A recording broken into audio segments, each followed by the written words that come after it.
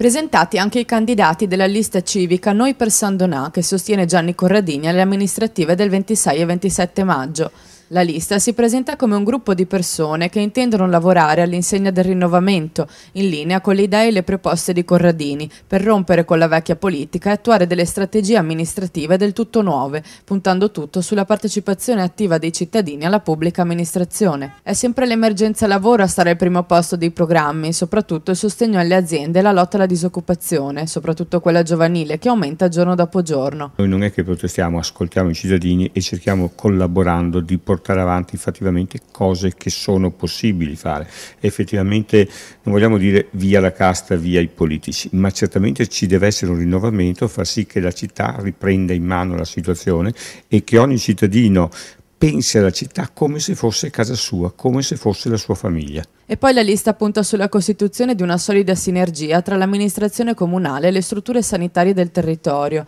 potenziando i servizi già esistenti e collaborando continuamente per garantire la salute dei cittadini, perché, dicono i candidati, il sindaco è il primo responsabile della salute dei cittadini. Ma le nostre proposte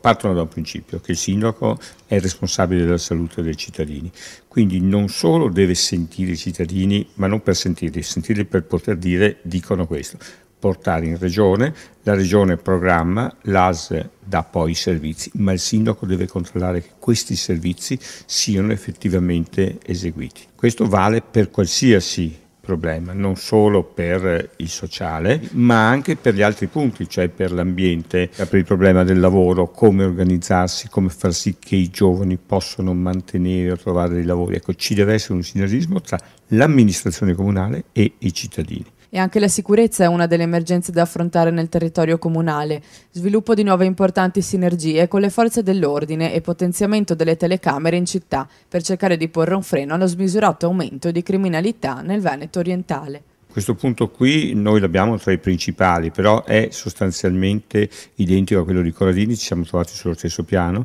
cioè quello di mettere una rete di telecamere, ecco, che non sono spese perché non occorre fare una centrale enorme, al giorno d'oggi si fa una ripresa e basta che una persona a casa con internet può controllare e vedere. Questo sarebbe un deterrente, naturalmente deve essere non solo nel comune ma anche nelle frazioni.